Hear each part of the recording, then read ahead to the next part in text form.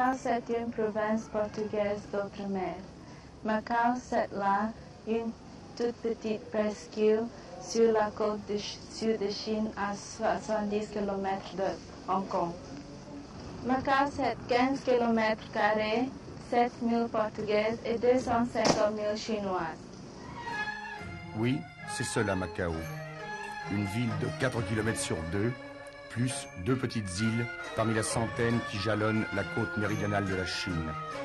15 km² en tout, où s'entassent approximativement 7000 Portugais, 20 000 macaïstes nés ici, tous plus ou moins métis, et puis 250 000, 280 000, 300 000 Chinois, on ne sait pas exactement.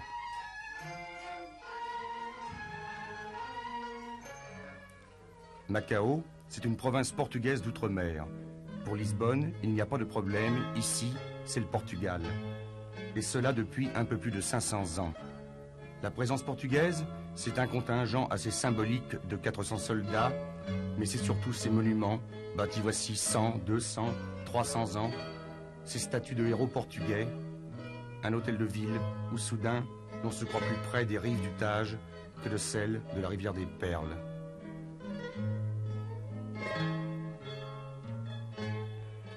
Macao, c'est aussi des églises, beaucoup d'églises, des couvents, des missions, des écoles religieuses, la marque omniprésente d'un clergé catholique particulièrement dynamique.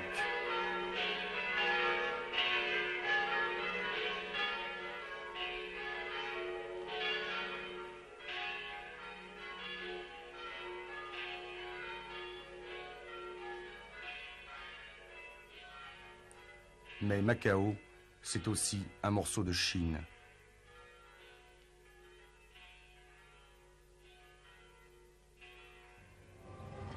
La Chine la plus traditionnelle, la plus folklorique qu'il soit, des jonques, des pêcheurs, des sampans, où s'entasse la plus prolifique des populations.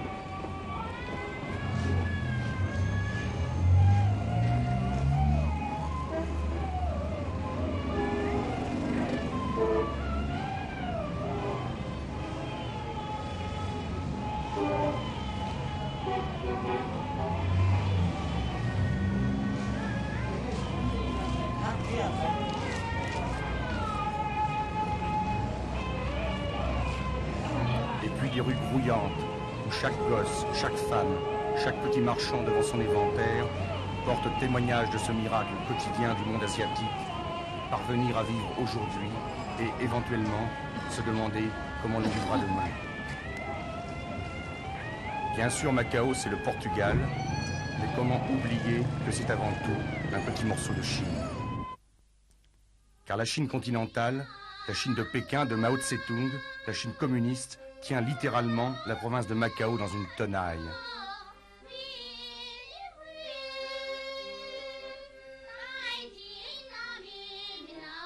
La Chine communiste est partout autour de Macao. Elle est là.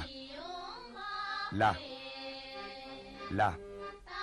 Elle est à Macao même, où des fonctionnaires communistes gèrent cet hôtel.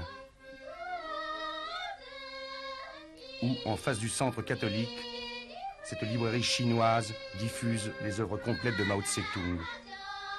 Entre le gouvernement du président Salazar, qui ne reconnaît pas la Chine populaire, et Pékin, qui tient pour nul les droits du Portugal sur Macao, c'est une coexistence pacifique tacite dont l'honorable M.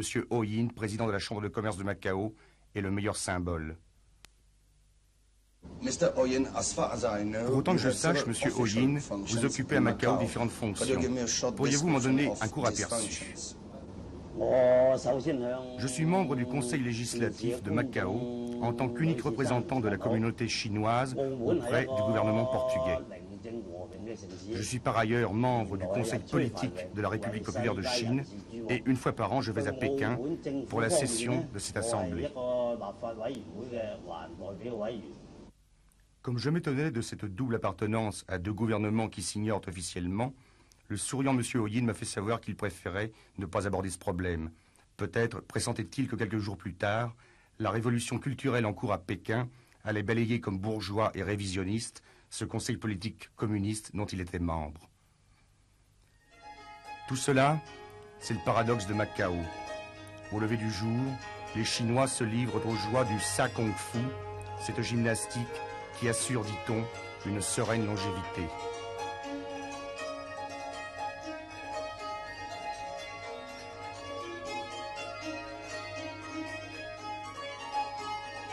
Pendant ce temps, le patrouilleur de la marine portugaise croise discrètement, à la limite d'eau territoriale assez imprécise, son homologue chinois communiste.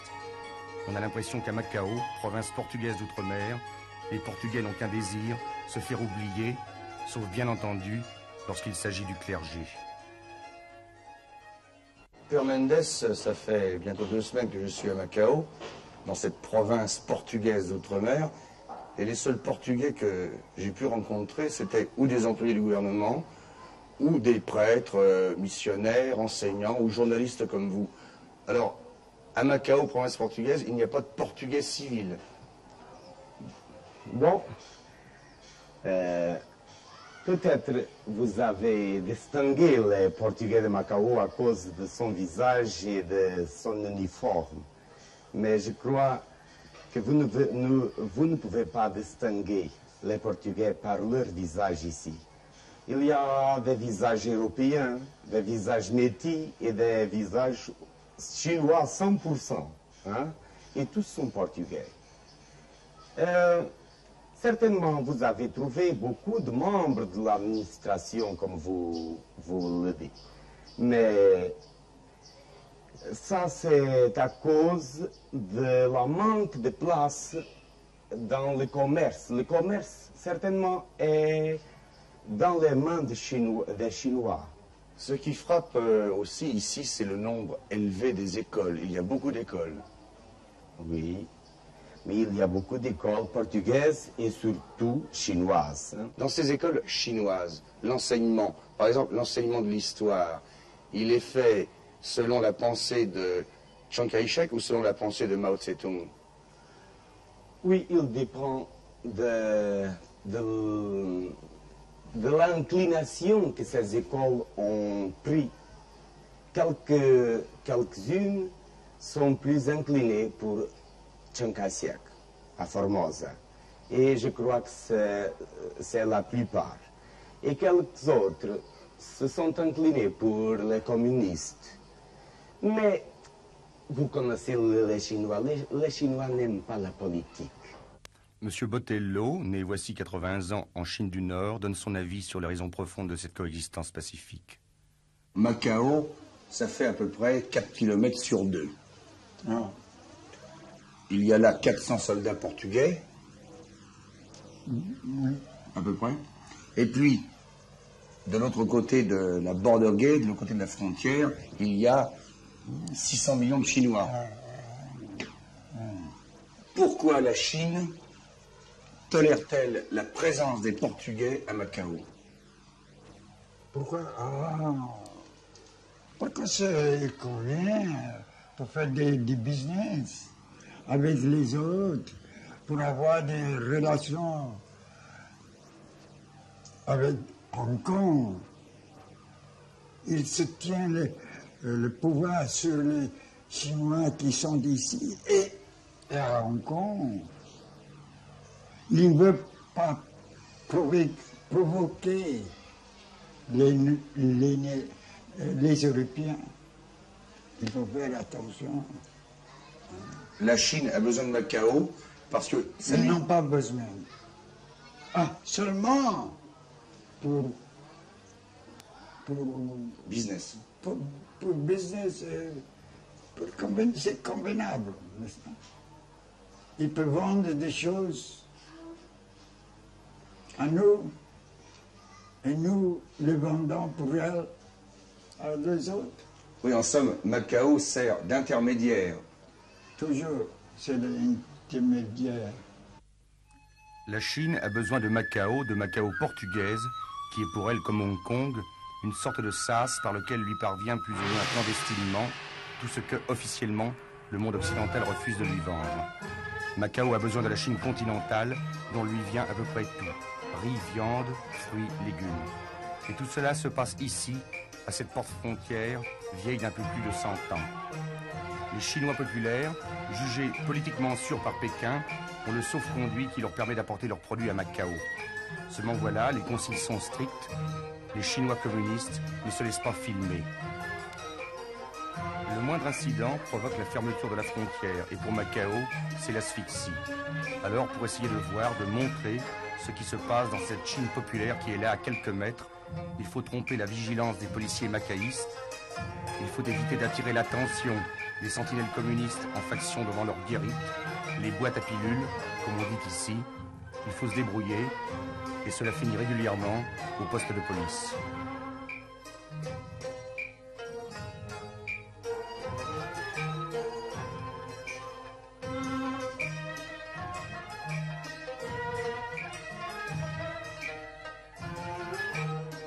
On étouffe un peu à Macao. Alors on prend le bateau pour Coloane ou Taipa, les deux petites îles qui, avec l'enclave continentale, achèvent de former la province.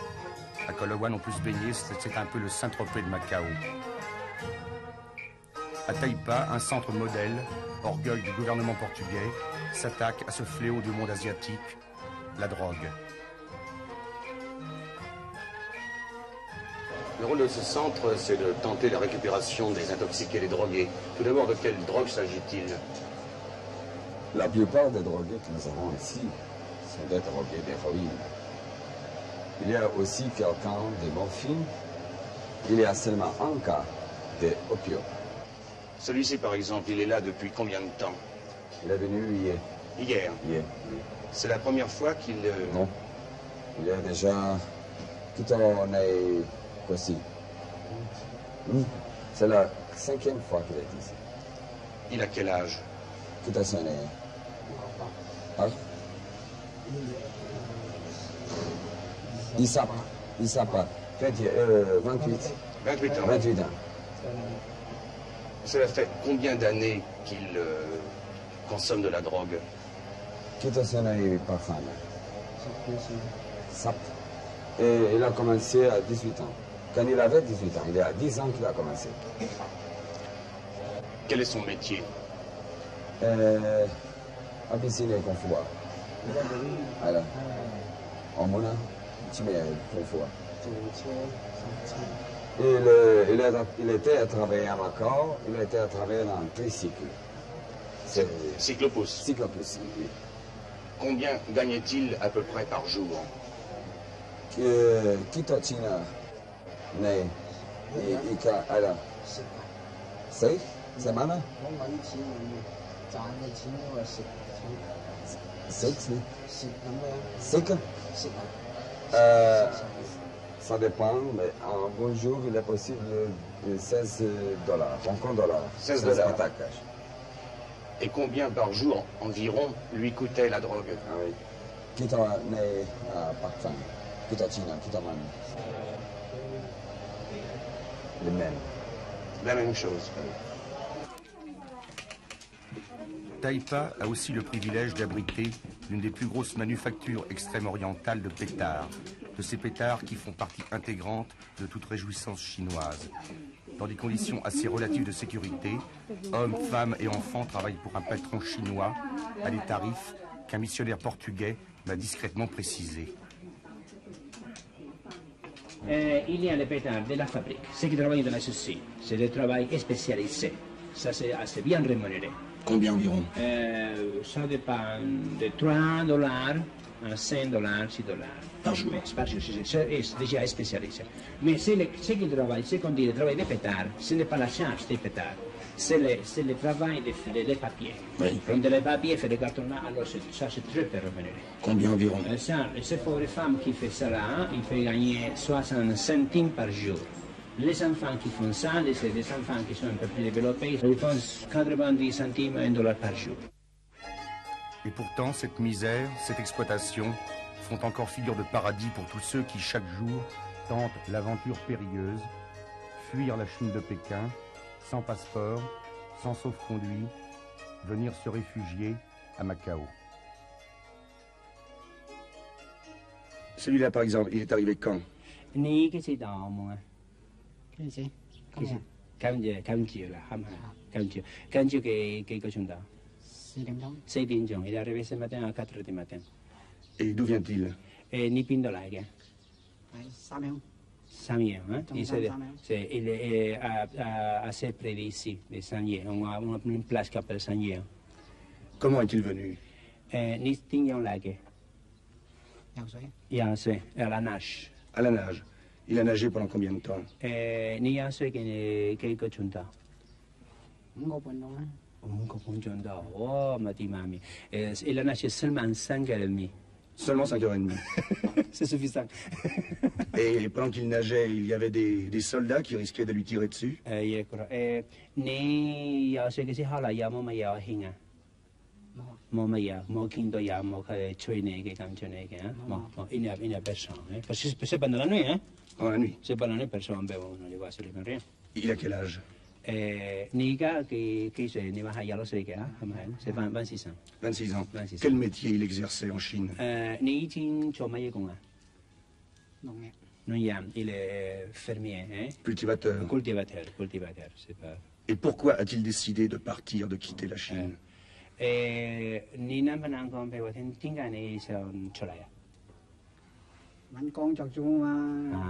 faut chercher du travail. Il n'avait pas de travail là-bas.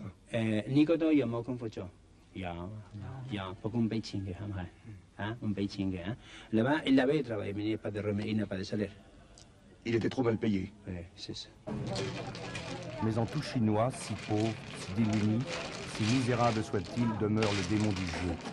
Et Macao, ce n'est pas l'enfer du jeu, c'est le paradis du jeu.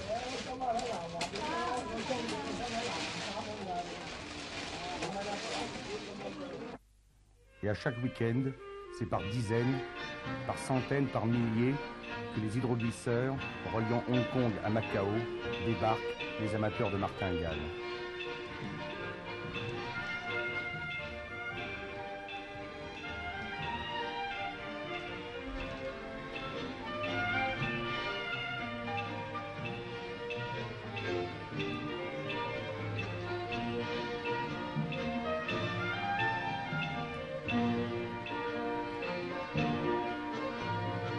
Casinos officiellement reconnus, ouverts 24 heures sur 24, plus, allez savoir combien de troupeaux semi-clandestins, c'est ce que contrôle à Macao le tout-puissant syndicat des jeux, dont la structure et la composition échappent définitivement à toute analyse occidentale.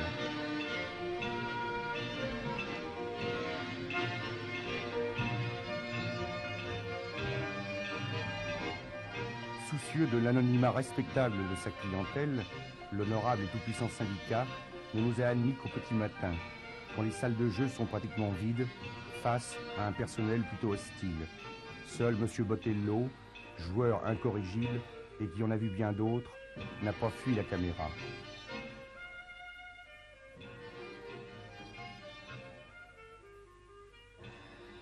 On joue beaucoup à Macao, M. Botello. Oh, beaucoup. À quel jeu joue-t-on? Moi, je préfère la roulette. Mais il y a d'autres jeux aussi. Oui. Lesquels? Il a le chemin de fer, le 21 et les jeux de boutons. Ça, c'est un jeu chinois. Absolument chinois. Le chinois, le croupier prend dans sa main quelques boutons. Après, avec un bâton, il compte et divisé 4 à 4. Le reste, c'est peut-être c'est 4, peut-être c'est 3, 2 ou 1. Alors, il vous paye comme ça. On joue beaucoup, mais est-ce qu'on gagne beaucoup? C'est difficile à dire. Hein? Vous jouez beaucoup, vous? Moi, je joue souvent, bien souvent. Presque tous les jours. Et vous gagnez souvent? Bien souvent. Vous avez un Mais secret? je ne suis pas un joueur, hein? Mais je suis un psychologiste. Psychologue? Psychologie. Je gagne par la psychologie. On dit qu'à Macao, tous les casinos, tous les jeux, c'est entre les mains d'un syndicat très puissant. Oh, oui, très puissant. Quelques millions. Quelques millions. C'est vrai aussi que chaque casino a sa police personnelle? Ah oui. Oui. Il faut protéger les gens qui viennent jouer, s'il n'y a pas de police personnelle, n'est-ce pas? Pour eux, et puis pour les joueurs, s'ils gagnent, ils perdent dans la rue dans 5 minutes. C'est vrai aussi que les anciens pirates de la rivière, maintenant, font du racket sur les casinos? Non, c'est pas vrai. Ce n'est pas vrai. Tout le monde n'est pas à Macao de l'avis de M. Botello. On pense que les anciens pirates pilleurs de jonques pourraient bien, par exemple, veiller, contre juste rétribution, sur la santé de ces lévriers qui, à longueur d'année, remplissent les caisses du syndicat des jeux.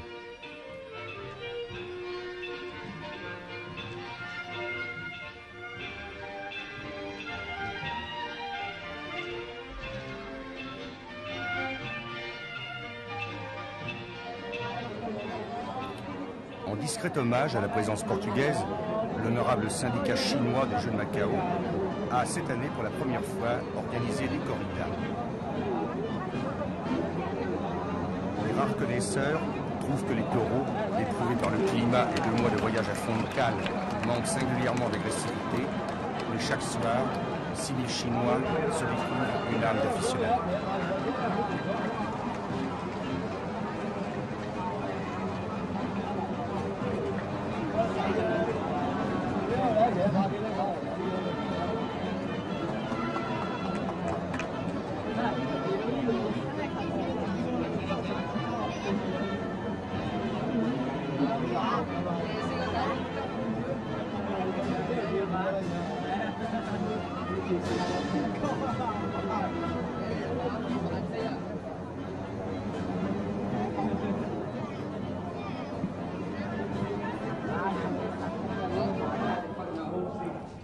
Mais le jeu macaïste par excellence, le voici.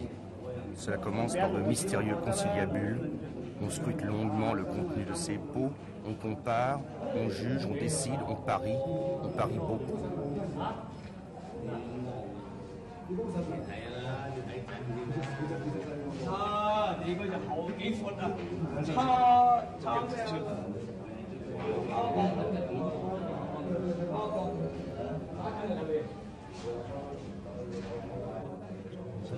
Et voilà, c'est parti, ce sont des combats de cricket.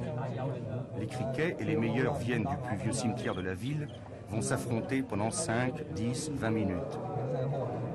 Quand l'un d'eux fuira le combat, environ 5000 $ auront changé de main. Non, pas 5000 $, 5000 gâteaux. Car la tradition veut que l'on ne joue que des gâteaux payés $1 pièce et qu'en fin de saison, des combats, on distribue généreusement à ses amis.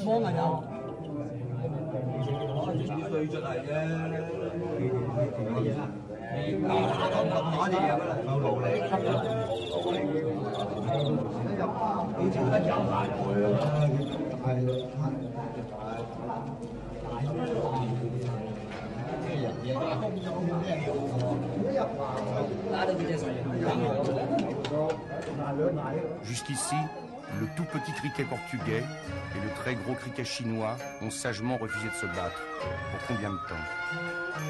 Je ne sais plus qui m'a dit. Macao, c'est un mouchoir de poche brodé aux initiales de Salazar et soigneusement plié dans la vareuse de Mao Tse-tung.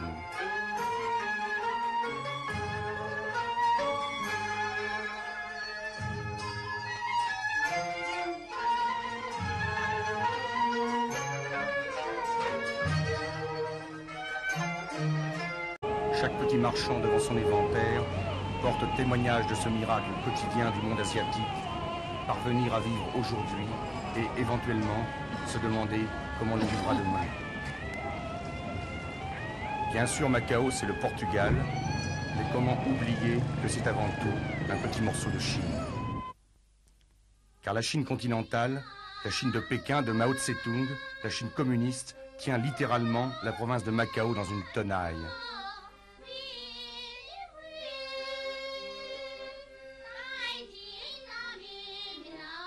La Chine communiste est partout autour de Macao. Elle est là. Là. La Chine la plus traditionnelle, la plus folklorique qu'il soit, des jonques, des pêcheurs, des sampans, où s'entasse la plus prolifique des populations.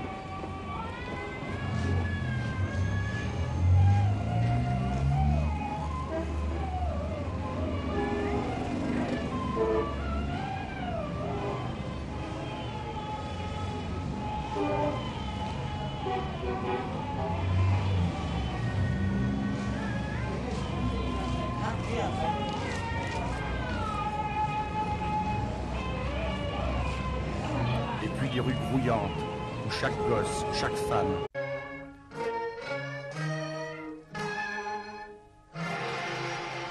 Macao, c'est une province portugaise d'outre-mer.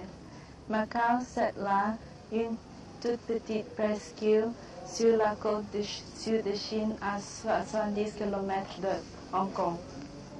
Macao, c'est 15 km, 7 000 Portugaises et 250 000 Chinoises. Oui, c'est cela Macao. Une ville de 4 km sur 2, plus 2 petites îles parmi la centaine qui jalonnent la côte méridionale de la Chine.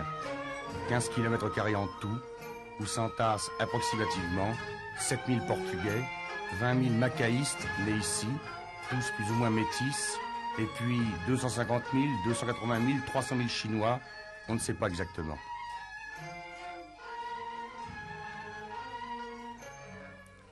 Macao, c'est une province portugaise d'outre-mer.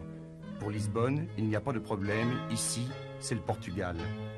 Et cela depuis un peu plus de 500 ans. La présence portugaise, c'est un contingent assez symbolique de 400 soldats, mais c'est surtout ces monuments, bâtis voici 100, 200, 300 ans, ces statues de héros portugais, un hôtel de ville où soudain, on se croit plus près des rives du Tage que de celles de la rivière des Perles.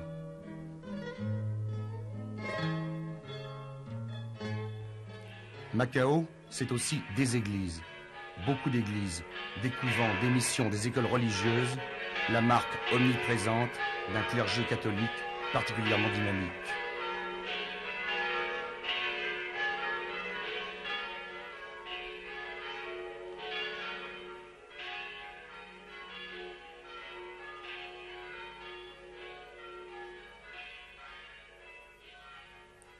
Mais Macao, c'est aussi un morceau de Chine.